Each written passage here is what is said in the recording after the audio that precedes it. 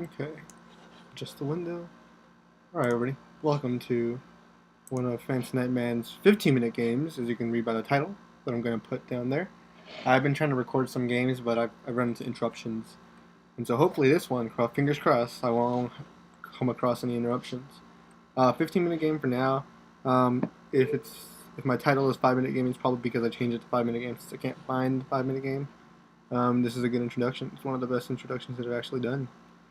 Let's look at the challenge graph. So we have a couple of games. I guess this game wouldn't be too bad, unrated, but it's a nice game. I would really want a slower game, slower time control. I'll accept this guy's challenge. Game started. Yeah, I'm an 1800 rated player on slower time controls. On faster time controls, I'm pretty lower. Lower rated. You guys ever try that Coca-Cola from Mexico? It tastes completely different. Alright, we got a French defense. Yeah. And knight c3. Simple defense. I can go to the classical, I can play this bishop g5 move, which is very theoretical, and this, I feel like this is something that I haven't played before. Or as much, I guess. And I have to reinforce the pawn because the c5 is going to undermine, and I'm going to defend with my knight. Knight attack. Knight attack. And I believe bishop here. Is it bishop here or bishop back? I think it's bishop there to allow the development of this bishop. Or bishop here. Okay, so let's see. Let's analyze the position. So as it stands right now, we have our knights developed. He has his knights developed. He has a light square bishop that's really bad. If I move my bishop to this square, he can continually put pressure on this square with queen b6, and I don't want that to happen. Queen b6 will put a lot of pressure on my position. Maybe something like queen b or bishop b5. If queen b6 or bishop captures, and then if pawn captures, we can just bring this bishop over now. Or would it not work? Oh, this is becoming really difficult to understand. I want to play bishop e3, and if queen b6, then queen or knight a4. But that's very theoretical. And if after a check on a5, I can just play c3 with this queen defending the knight. Let's go for it. Why not? We haven't taken a risk. We gotta take a risk. Taking risks is what it's all about. What it's all about. Okay, so my opponent is thinking. I think he knew he was gonna go for that line. So that means knight here. I believe I've seen this line. King Crusher talked about it a lot on his channel. And I also saw Susan Polgar video on this specific type of French defense. Okay, b5. Wait, I don't remember b5. I don't think b5 is main line.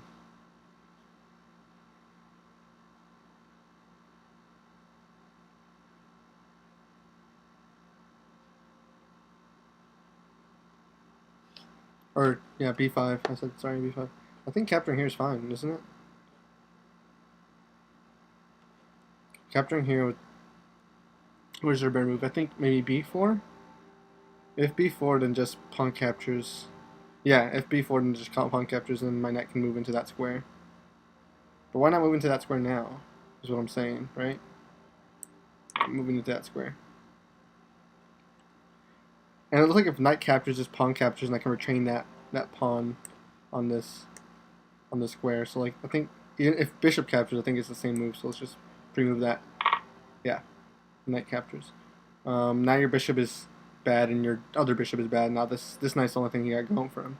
Maybe a move like b4, by black, is needed. Yeah, b4 by black is needed.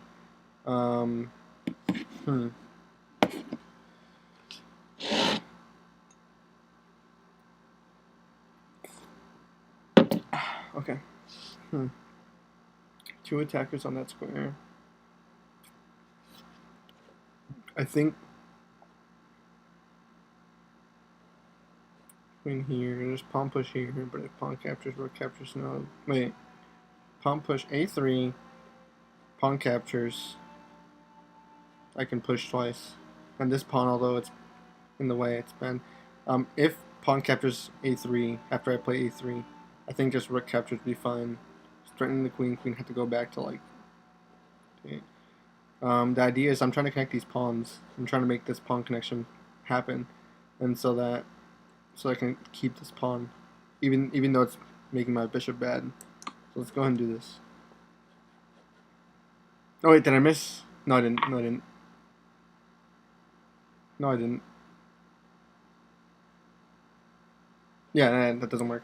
I was thinking knight captures b4 with the idea of pawn captures and queen captures, but my queen's defending that rook, so there's no issue. I think queen c7. And then how do I continue play? Let's just continue to restrict the opponent. Maybe bishop here. No, I don't want to give up my good pieces. I need to get rid. If I could exchange this bishop for this knight, that would be amazing. Maybe knight here to get rid of the bad pieces off the board. Yeah, knight here looks like a good move after the queen moves out of the way. What other moves can we do? His plan is to break apart my pawn structure, so queen c7 and a5. Queen c7, if I play knight there to d5, he's not going to take it, obviously, because that would just help me, so something like a5 would be needed. And then, well no, a5 doesn't work because I can run over with these pawns, right? Yeah. Okay. Okay.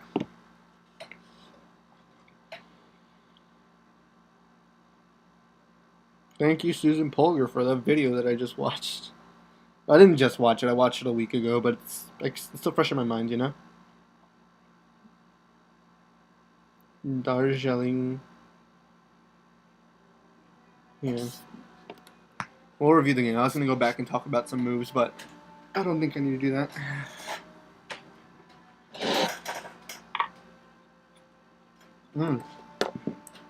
That's strange. Taking apart my pawn structure at the expense of a piece. I could force a queen trade. I think I'm going to do that. Queen here. And now I'm up a piece and I can just simplify. Right? Yeah. Hopefully one day we can get these videos to where I'm actually fighting a GM or an IM. I think I had to take that pawn before it becomes an issue. And get behind that pawn too. The only asset that black has right now is this a pawn.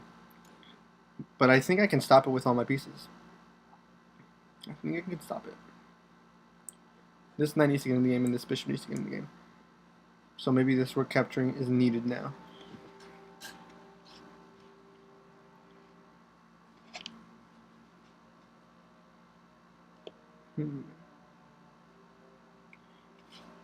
I don't like f6. I think just bishop here. Bishop e7. I don't think pawn push works at all. If pawn push, then I just get my rook into that file. And he can hold on to it actually. Never mind, that's an issue. Huh. How would I that's a conundrum. Now that pawn's an issue actually. If pawn push, rook over, and bishop here, this pawn can be held on to, and if this bishop somehow gets to the square, it's gonna be bad for me. I was just thinking bishop e7, and after my captures on c3, just a4. Okay, he didn't see that c3 move, which would have been bad for me. I'm just gonna go ahead and do this. If a check comes, I can just block with my rook, and also I can march this pawn up soon. Bishop e7, that's the plan that I was thinking of. How do I get my bishop active? Bishop to a6? What is it doing there? I don't know what it's doing there. Oh, actually it's stopping the square. The usage of this square. So I'm going to go ahead and do that. Usage of this d8 square. Find the bishop and the rook. And I think after castles, rook. No, I want to keep this rook on this file.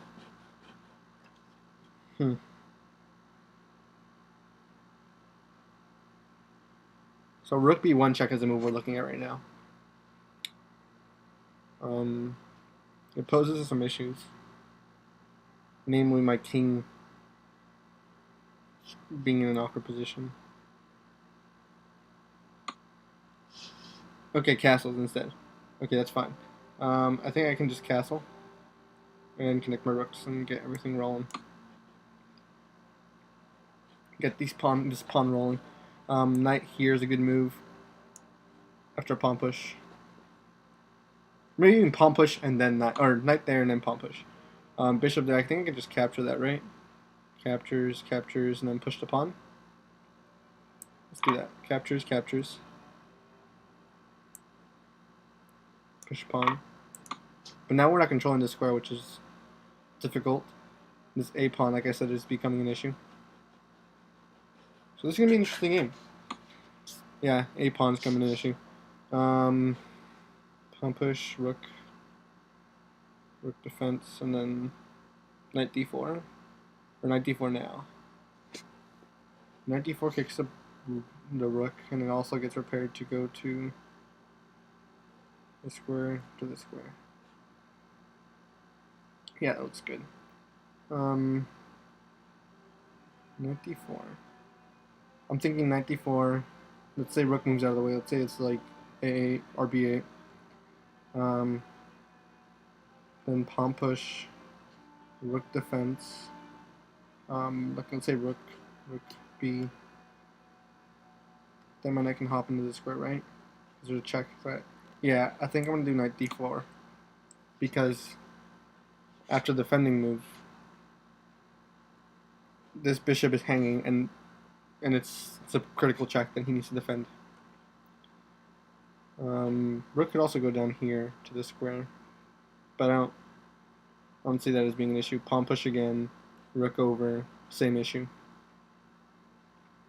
And there's also the square to pivot on to promote the pawn. And I'll just be up a whole exchange and a piece.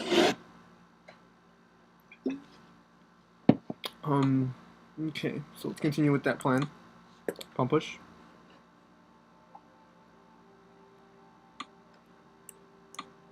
Now you can see the plan come into fruition.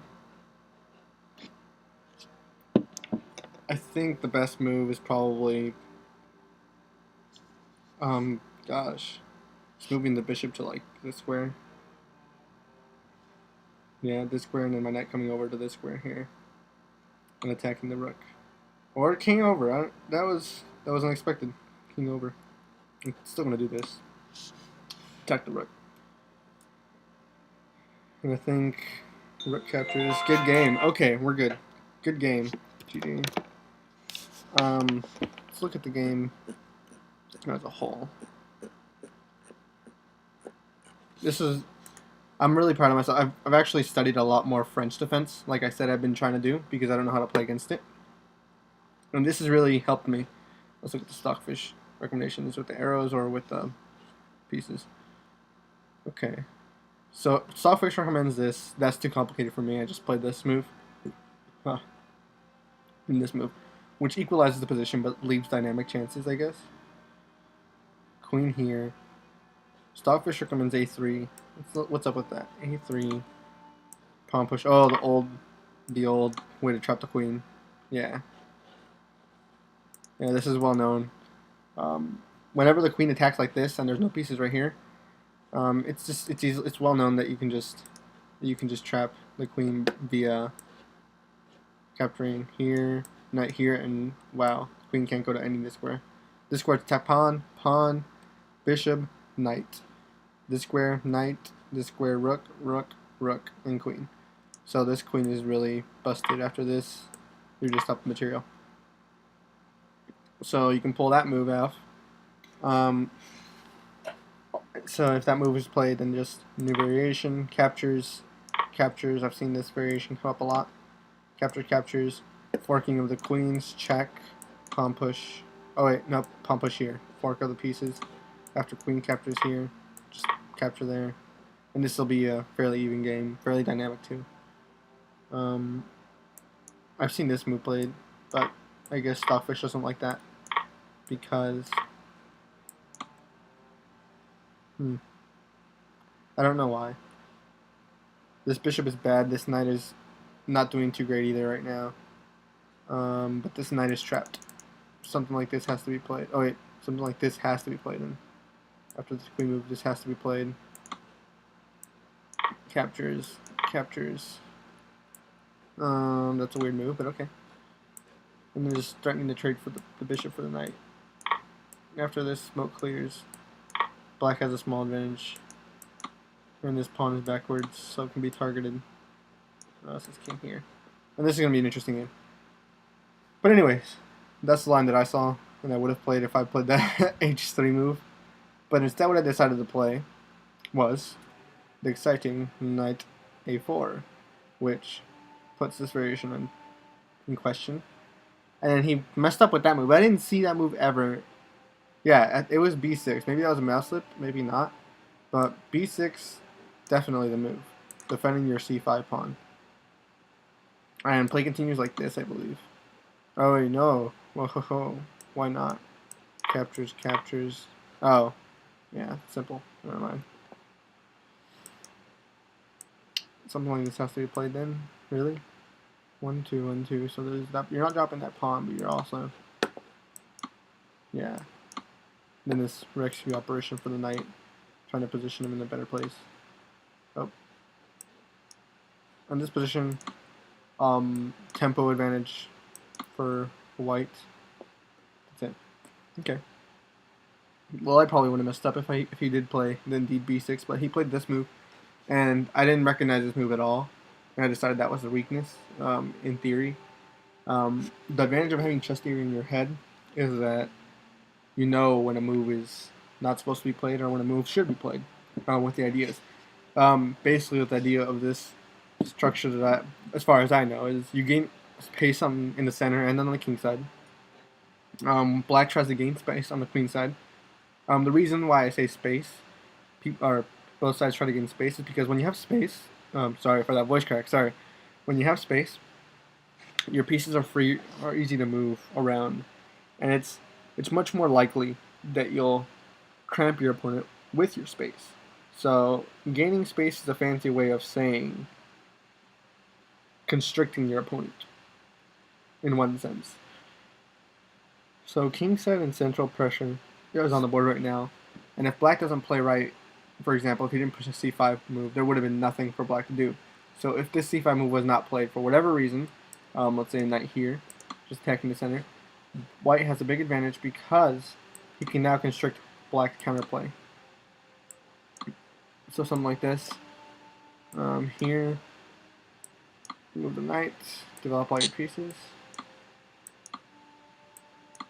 And now, yeah, you're Black's having a difficult day at the office. Just want to defend that. No, that has to be captured then. No, that's what can be played. And it seems as though black has no counterplay and white has ideas of f5, f6, maybe even kingside maneuver with knight here to f5, supporting the f5 break, I guess. So something like that. It's important to realize that you have to try to gain space, which most openings you try to gain space because it cripples your opponent. This is all theory, and then I learned this. I didn't learn this capture, but I learned the importance of defending this pawn. So I just attacked the pawn, captures. That was easy.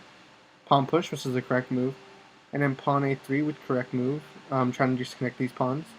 Then capturing that, yeah, that's a mistake. Stockfish says that you just lost a pawn and a half. Queen captures. I did check here. Is there a better move? Yes, there is. Oh no, there is not. Queen a4.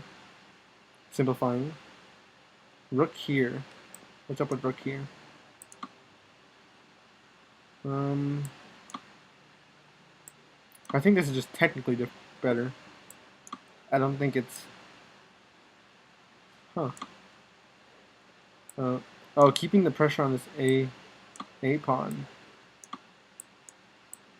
And this knight just storms in. Check. King out of the way. Yeah, this is... Okay, so this is just technically better. You would go down a line where this rook still remains pressure on this, keeps pressure on this pawn. What instead I did was pawn rook here, which is it's just the same. I think that's the same advantage. Okay. And then bishop here was rook here was played, and I captured the pawn. Recapture, simple move. Bishop there. Also, I think c3 was better. Yeah, c2 was better. The thing I was talking about is after c2, rook here, bishop defends. This pawn is just dangerous to cling on to. I didn't see this bishop move though, so maybe that would have been helpful. If bishop captures, then you just run bishop captures, rook captures, and rook coming over. Other than this, but that converts the issue. Yeah, that's bad. Okay. So instead, what was played was rook captures, moving the bishop out. King f2.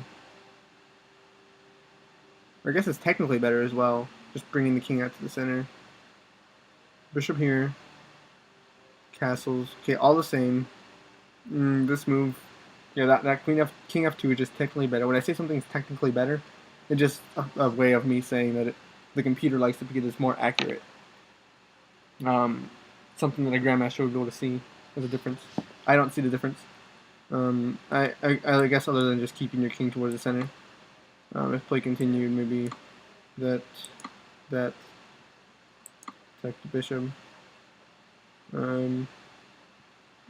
Counter punch, bishop back, bishop over.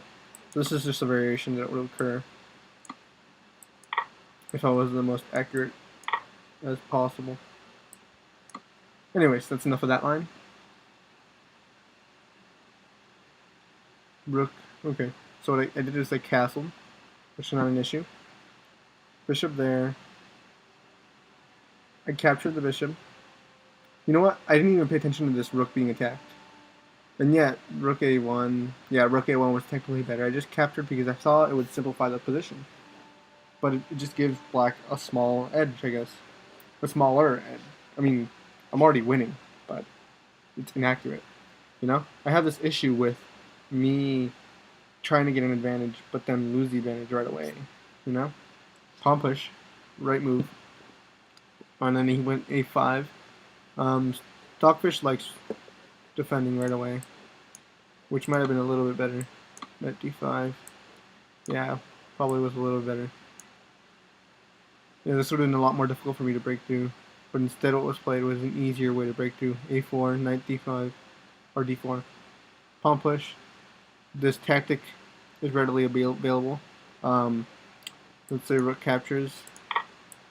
Knight captures with check with the rook hanging. And then, oh, and this is just mate. I love that little ringing that it makes. So I played this move, and yeah, just moving. He moved the king, but it's all the same. Any move black makes, say here, I'm still doing this. Yeah, still doing that. And rook capture is actually preferred, just giving up the material, and this is going to be an easy way to convert. Just trade down pieces. At this point, black resigned. So that was a pretty interesting game. It all fell apart when this pawn was allowed to be on the square, I suppose. So it's pretty strange. I mean, I used to not play against other opponents, and I used to never play mainline theory because I was always afraid of them knowing the theory better. So, like, I always used to play a move like this, or just move e4, and if they play French, so let's say, just a move e4, and if they play French, I'd do something like this to try to take them out of their opening book. And I would accept the lonesome d pawn because I didn't want to play against the theory that they had in their back pocket. But I encourage you, if you really study the theory, it won't be so scary. In fact, you should challenge your opponent to know the theory. Yes, it's a chess game. Yes, I know you could You could lose if they know it better than you, but that's your job. Make it, well, I guess it's not your job, but just make it a challenge for them. Make sure they know their theory. Say, okay, if you think you know your theory, well then come at me. I will challenge you to know the theory. And not every player is a super GM. Players sometimes just memorize lines like this, and then when they get to this point, and you throw out one of the lines that they have to know, they just forget it. They're just like, oh, well, what am I supposed to do now? Right here, my opponent, as black, probably mouse slipped, or he didn't know what to do. Seeing this knight had nowhere to go except for this square, and being blind to the idea that these three pieces are not defending. This queen is blocked off after this move. Yeah, so I encourage you, because just recently, this year, I have actually started reading into mainline theory on Sicilian, the French, the Ruy Lopez. Those three main openings is what I've been studying, and I've been trying to make my own theory on the Budapest Gambit, because I love it so much, and it's just so dynamic. But yeah, I encourage you to look at theory. Opening theory is not really there to dull or bore the game. It's really there to help you understand why moves are played, and it's also there to save you time. So, I hope you guys enjoyed this video. Hope you guys got something out of it. Remember to click the like button, comment, subscribe, and I will see you guys in the next video. Thank you.